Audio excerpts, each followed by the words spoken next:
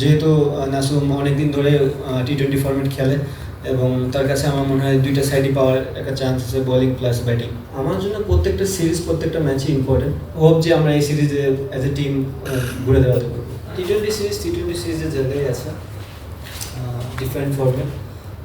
Test আলাদা একটা format, one day আলাদা একটা ফরম্যাট, টি-20 আলাদা ফরম্যাট। সো সবাই জানি আমরা এই ফরম্যাটে কীভাবে খেলতে হয়, আমরা এটাই চেষ্টা করি। Very important player for Bangladesh. এটা ভালো জিনিস যে আমাদের সাথেই আছে। ডেফিনেটলি আমরা চেষ্টা করব। ইজি হবে না, বিকজ তারা তাদের হোম কন্ডিশনের বেটার সাইড আমার কাছে মনে হয়। আমরা চেষ্টা করবো আমাদের 100% ক্রিকেটটা খেলার, বাদ বাকিটা দেখানো। দেখেন, এখানে ছন্দ জিনিসটা তেমন না। ওয়ান ডেতে ভালো খেলতে পারিনি, যে কারণে আমি বেঞ্চে বসেছিলাম। আমার মনে হয় এই টাইমটাতে আমি যতটুকু টি-20 ফরম্যাটের প্র্যাকটিসটা করা যায় সেটা আমি করেছি। চেষ্টা করবো মাঠে ওটা কাজে লাগানোর জন্য। অ্যাজ এ প্রফেশনাল প্লেয়ার আপনার সামটাইমস এরকম সময় আসবে, আপনি যখন বিপিএল কন্টিনিউ খেলেন দেখবেন যে ব্যাক টু ব্যাক গেম খেলতে হয়। আমার মনে হয় না খুব একটা এফেক্ট পড়বে। যদি এরকম দেখি আমাদের কোনো প্লেয়ার এফেক্ট পড়তেছে, তাহলে অবশ্যই আমরা ম্যানেজমেন্টের জিনিসটা চিন্তা করবো। আমার মনে হয় না অ্যাজ এ প্রফেশনাল প্লেয়ার আপনাকে সব জায়গায় অ্যাডজাস্টমেন্ট করতে হবে।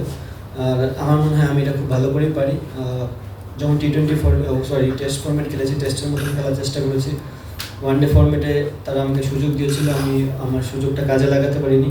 হোপ যে আবার যখন ডোমেস্টিক খেলবো, আবার পারফর্ম করবো, দেন আবার তারা আমাকে মনে করবে যে আমি বেস্ট 11-এ থাকার মতন, অবশ্যই আমাকে সুযোগ দেবে।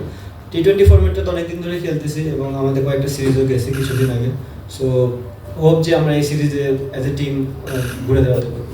আমার মনে হয় ফেরাটা খুবই যৌক্তিক, যেহেতু নাসুম অনেকদিন ধরে টি-20 ফরম্যাট খেলে এবং তার কাছে আমার মনে হয় দুইটা সাইডই পাওয়ার একটা চান্স আছে, বোলিং প্লাস ব্যাটিং।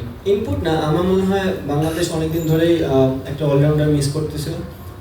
যদিও বা আমরা চেষ্টা করতেছি সাকিবরে সেই জায়গায় অলরাউন্ডার হিসেবে প্রুভ করা, এবং he batted really well couple of games. So আমার মনে হয় সাইফুদ্দিনও ওই টাইপের প্লেয়ার। যেহেতু টি-20 ফরম্যাটে আপনার ব্যাটিং বোলিং বোথ সাইডই লাগে, সো আমার মনে হয় আমরা সিলেক্টর প্যানেল থেকে বা আমরা টিম থেকে আমরা চেষ্টা করেছি যে তাকে সুযোগ দেওয়ার, এবং দেখি যে সে কী করতে পারে। অবভিয়াসলি বেটার ছিল দেখে তারা ম্যাচ রেজাল্ট করতে পেরেছে, রাইট? তারা পার্টিকুলার ডেটে তারা ভালো ক্রিকেট খেলেছে, আমরা হয়তো খেলতে পারিনি। টি-20 ফরম্যাটটা এমন, আপনি যদি পার্টিকুলার ডেটে খুব ভালো ক্রিকেট খেলেন, আপনার 2-3টা প্লেয়ার খুব ভালো ক্রিকেট খেলে, আপনি ম্যাচ বের করে নিতে পারবেন।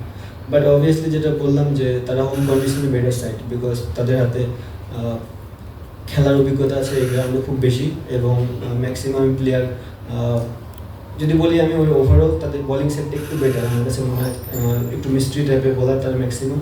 সো আমাদের ওই জিনিসটা নিয়ে একটু চেষ্টা করতে হবে। শিয়া বাটার ও ভিটামিন ই সমৃদ্ধ লিলি হালাল বিউটি সোপ, তারুণ্যময় উজ্জ্বল ত্বকের জন্য। আমার জন্য প্রত্যেকটা সিরিজ প্রত্যেকটা ম্যাচই ইম্পর্টেন্ট। আমি তো মনে করি যে প্রত্যেকটা যে কোনো জায়গায় খেললে আমি চেষ্টা করি 100% দেওয়ার। আমি চেষ্টাই করতে পারবো, আমি এটা আগেও অনেকবার বলেছি যে আমি আমার চেষ্টা, আমি যেমন প্র্যাকটিসও করি, আমি সেম চেষ্টা মাঠে করি। অনেক সময় হয়তো বা ফেলিয়ার চলে আসে, সাকসেস রেটটা খুব একটা আসে না, বাট এটাই পার্ট অফ লাইফ। জীবনে অনেক প্লেয়ারই আছে যারা খুব একটা বছর 1.5 বছর অনেক সাকসেস হয়েছে, তারপরে নেক্সট বছরই তারা ফেলিয়ার হচ্ছে। কী কারণে ফেলিয়ার হচ্ছে এটা জানাটা খুব ইম্পর্টেন্ট, এবং আমি ওইটা ট্রাই করতেছি ওখান থেকে কীভাবে ফাইন্ড আউট করে বের হয়ে আসতে।